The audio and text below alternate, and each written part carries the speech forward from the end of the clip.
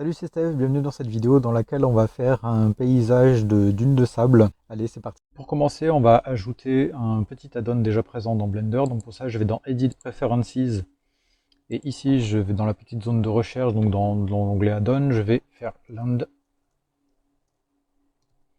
Et il faut activer ce petit module ANT Landscape. Donc moi, il l'est déjà. Donc je quitte.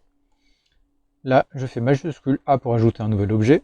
Donc je vais dans Mesh et on va mettre un Landscape. Voilà, donc de base, ça nous met une montagne. Donc on va cliquer sur ce petit menu là qui nous permet de faire tous les réglages que l'on veut ici. Dans Operator Preset, on va choisir dune.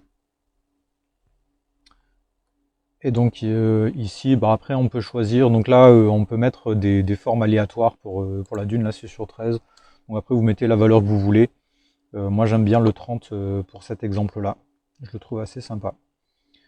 Voilà, on peut quitter le menu en cliquant n'importe où ailleurs. Ensuite, il nous faut changer la taille parce que pour l'instant, notre terrain fait 2 mètres sur 2 mètres par même pas 0,3 de haut. Donc on va le passer à 60 en X et Y. Vous voyez que ça me le met tout plat. Donc on va le mettre en hauteur à 4, moi j'avais pris 4,36 en hauteur. Et je fais CTRL A, ce qui va me permettre d'appliquer l'échelle. Vous voyez ici, je repasse tout à 1. Voilà, donc j'ai mon terrain. Je vais directement placer ma caméra. Donc pour ça, je fais majuscule A, caméra. Hop, pour faire ma vue, je la place à peu près ici. Donc pour passer dans la vue caméra, je fais 0. Je vais dans l'onglet View ici, donc dans l'onglet panneau N. Donc s'il n'est pas déjà affiché, vous appuyez sur la touche N. Et dans View ici, vous cliquez sur Camera to View, ce qui permet de changer la vue directement de la caméra. Voilà, donc on va se placer hop, à peu près comme ça, pour avoir une vue sympa sur nos dunes. Voilà, donc comme ça me permettra de passer d'une vue à l'autre assez simplement. Donc une fois qu'on a ça, on va pouvoir régler donc le matériau de sable, parce que pour l'instant, on n'a rien. Donc pour ça, je vais aller dans l'onglet Shading ici. Et je vais passer sur le moteur de rendu Cycle. Donc pour l'instant, il me met dans les aperçus de matériaux. Donc moi, je vais passer dans Render Preview. Donc moi, j'ai directement Cycle d'activer. Si vous, c'est pas déjà le cas, vous allez ici dans Render Properties. Dans Render Engine, vous activez Cycle au lieu de Eevee et mettez surtout bien GPU au lieu de CPU pour que ce soit votre carte graphique qui gère tout ça. Ensuite, dans l'onglet Light Path, on va mettre le réglage, donc en cliquant ici, on va mettre Fast Global Illumination, comme ça vous met des réglages de base qui permettent vraiment d'être adaptés à la scène qu'on va faire. Vous n'avez pas besoin de faire plus de réglages, c'est déjà un pré-réglage qui est très bien pour ça. Voilà, donc par contre, j'ai pas de lumière pour l'instant, donc on va en ajouter une. Donc pour ça, je vais dans World Properties ici. Sur la petite vignette jaune ici de Color, je vais chercher un Sky Texture. Ah oui, alors de base, moi je suis en transparence derrière. Donc dans Render Properties, je vais dans Film. Et après, vous pouvez voir pour passer d'un fond transparent ou pas.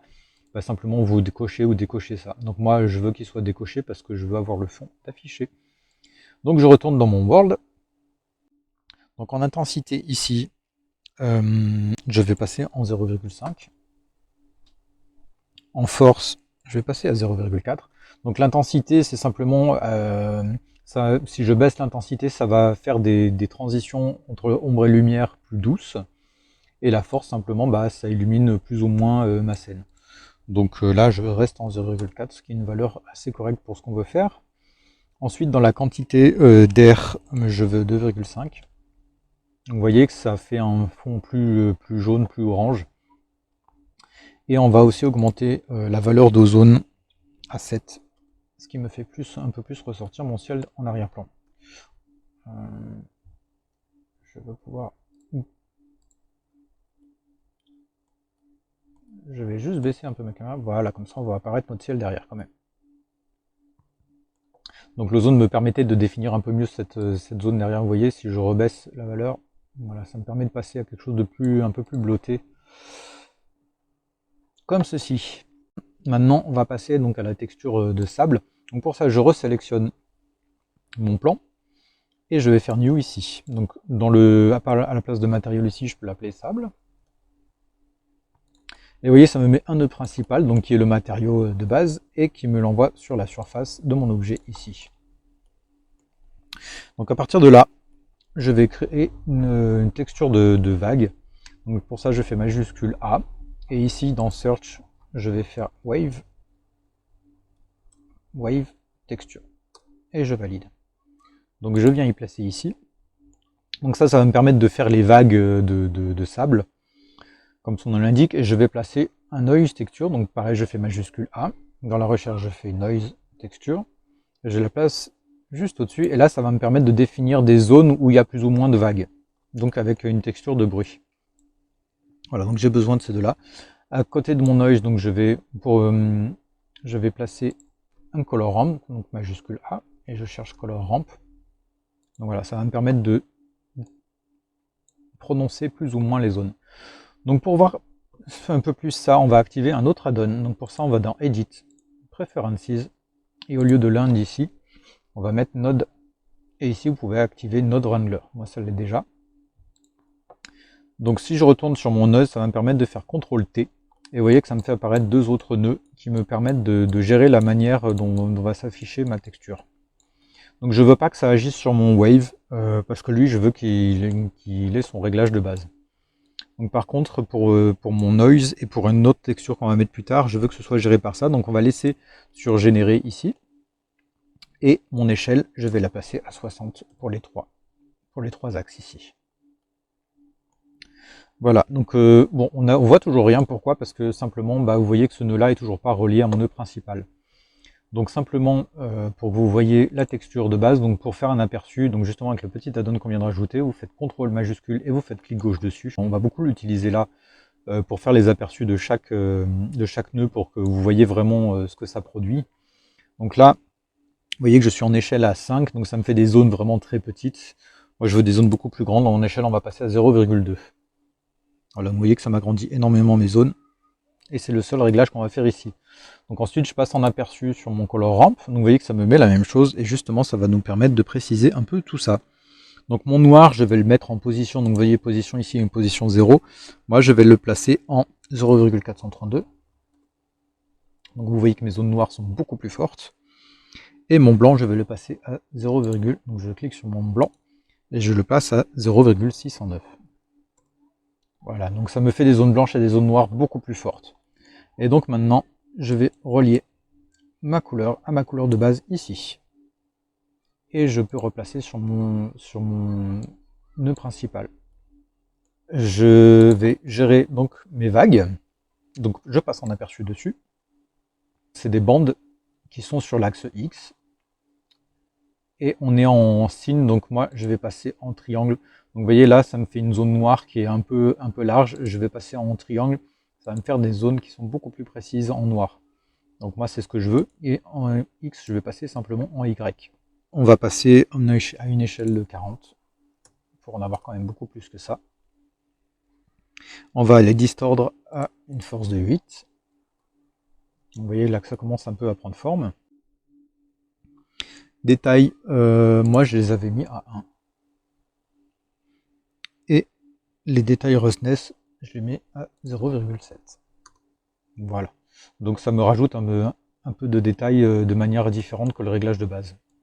Donc après, c'est à vous de voir les réglages que vous voulez faire en fonction du rendu final que vous voulez. Donc maintenant, on va mixer ces deux résultats-là ensemble. Donc pour ça, il faut que je rajoute un mix. Donc je refais une recherche, donc majuscule A, search. Et je vais rajouter un mix color. Donc là, juste en dessous, mix color. Et je vais le rajouter au milieu ici. Donc je clique sur cette ligne-là. Donc ça m'envoie ma color ramp dans le A. Donc simplement, je vais la passer dans le B. Et je vais envoyer la couleur de ma wave texture dans le A. Ici. Et là, si je passe en aperçu de ça, vous voyez que ça me fait un mix parfait des deux. Donc avec un facteur à 0,5, ça veut dire que ça me met moitié-moitié de chaque. Donc moi, je veux passer à 0,9. Voilà, vous voyez que ça me définit plus mes zones. Et enfin, on va passer ici, au lieu de mix, on va passer en darken. Voilà, donc ça me fait quand même apparaître mes dunes un peu de partout.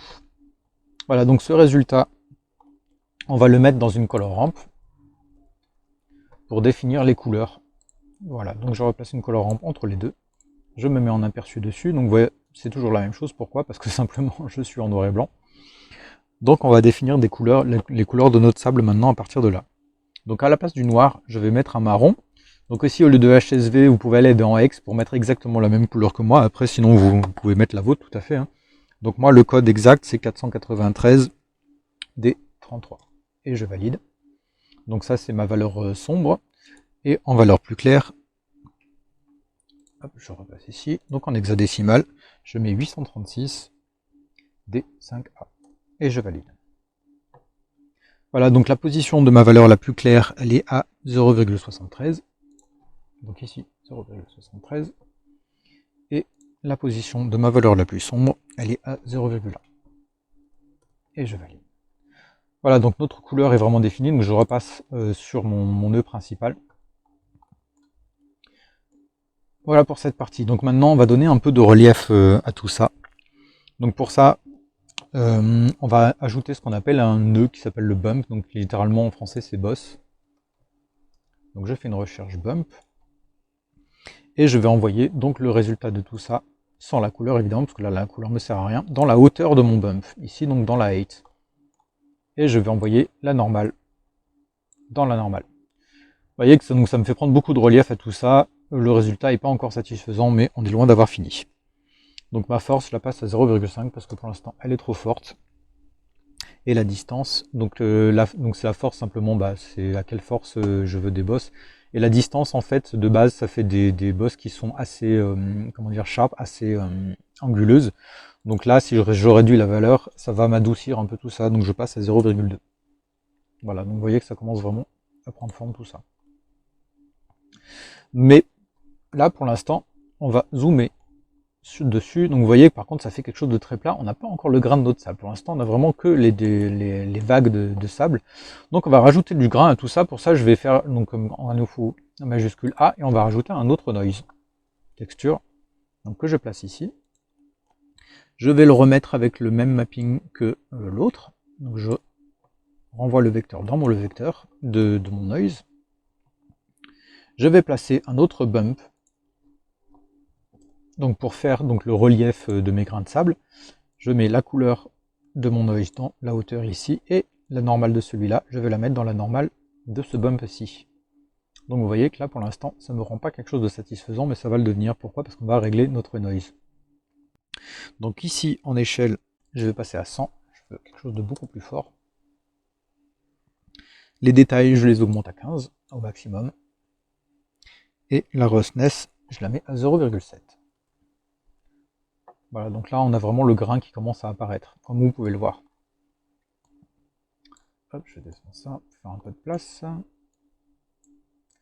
Voilà, donc à partir de là on a d'autres grains, mais par contre ma lumière est réfléchie de partout de la même manière. Moi je veux que ça fasse des zones un peu plus précises aussi.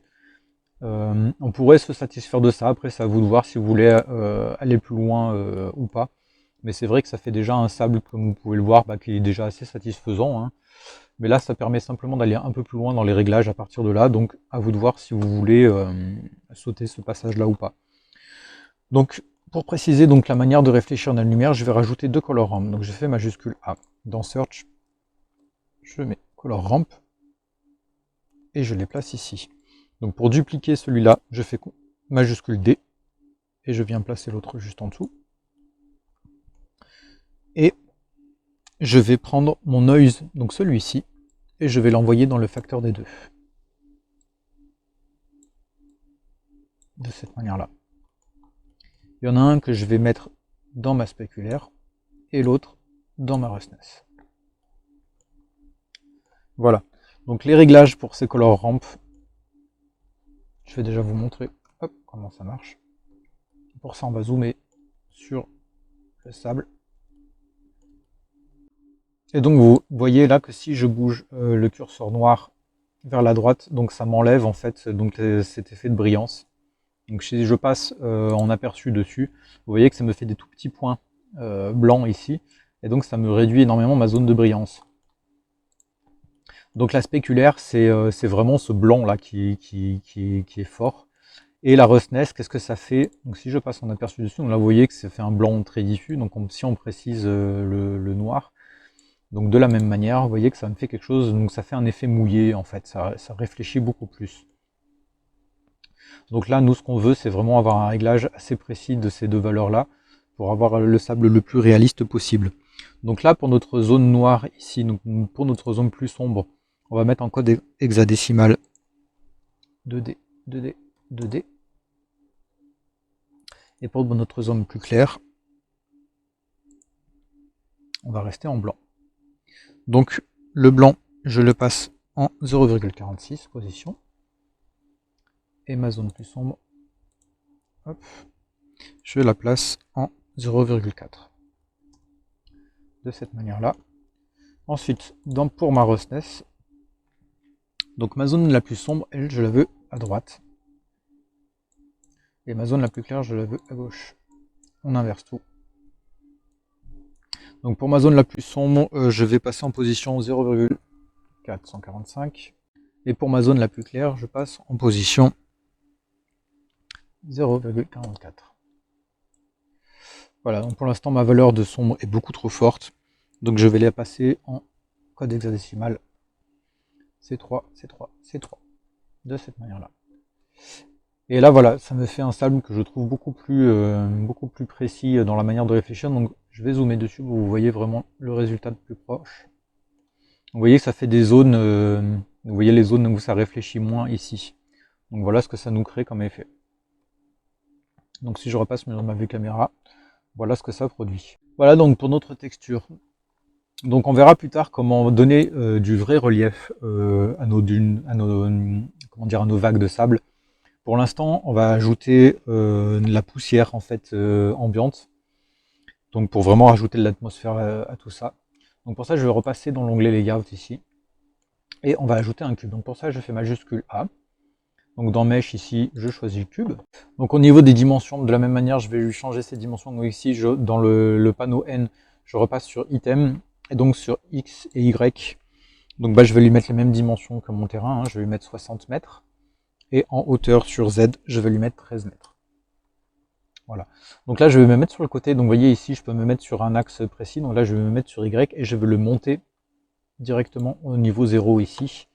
Et je vais lui passer son point d'origine à 0. Donc là, pour ça, je fais Object, Set Origin, to Subject Cursor. Voilà, comme ça met vraiment la base de notre poussière au niveau 0. Donc je vais replacer dans mon shading, vous pouvez voir pour l'instant ça me met quelque chose de complètement opaque. Pourquoi? Parce que je n'ai pas créé de volume. Donc je vais cliquer sur New ici pour créer un nouveau matériau. Donc là je vais mettre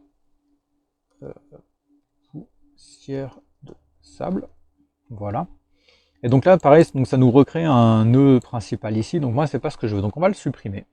On va faire majuscule A. Et là on va mettre volume dans la recherche et on va prendre un principal volume. Hop, je valide. Et je vais mettre le volume dans le volume. Voilà, donc là ça me crée un peu un brouillard pour l'instant, qui est très fort, parce que la densité est très forte, et la manière de réfléchir la lumière est aussi très très forte. Donc la densité, on va directement la passer à 0,04, une valeur très faible. Donc vous voyez que ça crée quand même déjà quelque chose de très très sympa. Mais on va quand même vachement préciser tout ça. Donc pour ça, on va ajouter une texture qui va nous permettre de faire comment dire, un dégradé vers le haut, pour que plus je monte, moins j'ai de poussière. Donc pour ça, je fais majuscule A et je vais ajouter une gradient de texture. Clac, que je place ici. Et pareil, je vais faire CTRL T pour ajouter du mapping. Donc vous allez comprendre tout de suite pourquoi. Si je fais un aperçu, donc pour rappel CTRL majuscule dessus, je sors de ma caméra, vous voyez que mon gradient se fait sur cet axe-là. Donc moi, je vais le mettre à 90 degrés sur Y. Comme ça me le met vraiment de bas en haut. Pardon. Donc on va rajouter un color ramp qui me permettrait vraiment de préciser ça, encore une fois. Donc je rajoute mon color ramp ici. Donc je mets mon aperçu sur ma color ramp et vous voyez que si je monte le noir, vous voyez, ça me monte le niveau. Donc ça nous permet vraiment de gérer la hauteur de notre, soit de notre brouillard, parce qu'on peut créer un brouillard aussi avec ce même principe-là, mais bon, ça va être les particules de sable qui s'envolent. Voilà, donc je repasse sur j'enlève donc l'aperçu, et je vais passer donc la couleur ici sur la force de l'émission. Là, vous voyez que c'est pas dans le bon sens tout ça, mais tout va s'éclaircir avec les prochains réglages. Donc on va rajouter un noise texture aussi, donc qui va me permettre de faire un peu les nuages de poussière. Donc je rajoute mon noise texture, je lui mets le même mapping, donc le vecteur dans le vecteur. Je rajoute une autre color ramp, et je mets ma texture dans la color ramp. Donc là, si je passe en aperçu, ça me donne ça pour l'instant. Donc pour le blanc, je vais passer à la position 0,620 pour préciser tout ça. Et ma valeur sombre, elle, je la passe en position 0,53. Voilà, donc ça me fait des zones vraiment très très définies. Et mon noise texture, lui, je vais les passer en échelle 10. Je mets les détails à fond, donc 15. Et je peux passer la roughness à 0,8. Voilà, donc vous voyez, ça fait quelque chose de... ça rajoute énormément de détails. Donc là, j'enlève la peinture sur la surface. Et maintenant, il va nous falloir mixer tout ça. Donc je vais rajouter un mix, color, que je place au milieu ici. Donc lui, au lieu qu'il soit dans le A, je vais le placer dans le facteur. Lui, je vais le mettre dans le A. Et ici, de base, ça me met une couleur grisée, donc dans le B, et moi, je veux une couleur blanche. Donc dans la couleur de l'émission, donc c'est vraiment la lumière générée par nos particules. Donc là, je vais mettre une couleur un peu plus marron. Donc au lieu du blanc, je fais le code FCC D79. Voilà, donc vous voyez que ça me fait une couleur un peu plus beige marron. Et ici, au lieu de mix, je passe en subtract. Pourquoi? Pour enlever l'un à l'autre. Et là, vous voyez que ça commence à vraiment prendre forme. Donc vous voyez que si je passe en vue caméra, vous voyez que ça me rajoute vraiment ces nuages un peu de poussière de sable. Donc là, c'est peut-être un peu fort. Donc ici, au lieu d'avoir du blanc très prononcé, donc je peux baisser un peu la valeur. Donc ça, vous voyez que ça fait un peu disparaître les nuages. Donc ça, après, ça à vous de voir le réglage. Vous voyez que si je passe complètement en noir, ils sont complètement absents. Et plus je passe en blanc, plus ils sont voyants. Donc après, c'est à vous de voir le réglage que vous préférez. Maintenant, comme je vous l'avais dit tout à l'heure, on va essayer de rajouter du vrai volume. Donc là, vous voyez qu'ici, je replace sur mon landscape. Donc ici, le cube, évidemment, c'est ma poussière. Poussière de sable. Et donc ici, mon landscape. Donc là, pour revenir donc, dans ma texture de sable, maintenant, on va rajouter ce qu'on appelle un displacement. Donc pour ça, je fais toujours majuscule A, et je vais chercher un displacement que je rajoute en dessous. Et je vais prendre le résultat donc, de mon mix ici, et je vais le mettre dans la hauteur de mon displacement ici. Et je vais relier le displacement au displacement de mon matériau, ici. Donc pour l'instant, ça ne me produit rien. Donc pour y voir plus clair, pour l'instant, je vais enlever mes nuages de sable. Pour l'instant, ça me produit ce résultat-là, qui pour l'instant n'est pas des plus intéressants pour moi encore. Donc déjà, on va activer vraiment le displacement. Donc pour ça, je vais dans Material Properties ici. On va aller dans Settings en dessous. Là, vous voyez, pour l'instant, j'ai que du bump. Et ici, on va mettre Displacement and Bump. Donc là, ça m'active vraiment le displacement. Donc vous voyez, là, ça prend vraiment forme, mais beaucoup trop. Donc on va changer l'échelle ici. Et une échelle beaucoup plus potable. Donc ça sera 0,05. Donc pour que ça me rajoute vraiment du volume. Mais là, je manque en fait de topologie sur mon objet. Vous voyez que si je passe ici, donc ça me fait une topologie qui est assez grossière. Donc lui, il en a besoin de beaucoup plus. Donc là, attention, il vous faut quand même une configuration d'ordinateur un peu puissante. Donc là, vous voyez, si je place dans les modifiers, il va me falloir me rajouter un modifier. Donc le raccourci, c'est CTRL avec un chiffre. Donc là, je rajoute déjà CTRL 2. Donc vous voyez que ça en rajoute déjà pas mal. Donc là, vous voyez que ça m'a rajouté une subdivision ici. Et donc je peux l'afficher et l'enlever ici avec ce petit bouton ici. Donc dans Display Modifier in Viewport. voyez, si je le désactive, ça me le change en direct. Donc après, vous pouvez pousser, moi pour mon rendu final, je l'ai mis à 4 niveaux. Donc ici, en rendu, vous pouvez le passer à 4. Et donc ça mettra les 4 niveaux dans le rendu final. Après, à vous de voir en fonction de votre machine et du rendu final que vous désirez. Donc voilà, là je peux réactiver donc ma poussière. Donc de la même manière, hein, la poussière, vous pouvez, si je repasse dessus, hop, si vous trouvez qu'il y a trop de densité, vous pouvez encore la baisser. Donc là, elle est 0,04, on peut la baisser à 0,03, voire même à 0,02. Donc ça, c'est pareil, c'est en fonction du rendu que vous voulez, de faire le réglage que vous voulez. Donc ça, c'est pour la densité globale et pour la densité de nos nuages en eux-mêmes. Donc comme je vous l'avais montré, c'est ici que ça se passe. Donc vous mettez une valeur ici, plus ou moins sombre. Voilà, j'espère que cette vidéo vous a plu. Si c'est le cas, n'hésitez pas à mettre un pouce vers le haut. Si ce n'est pas déjà fait, n'hésitez pas à vous abonner pour ne pas rater les prochaines vidéos. Et sur ce, je vous dis à une prochaine. Ciao.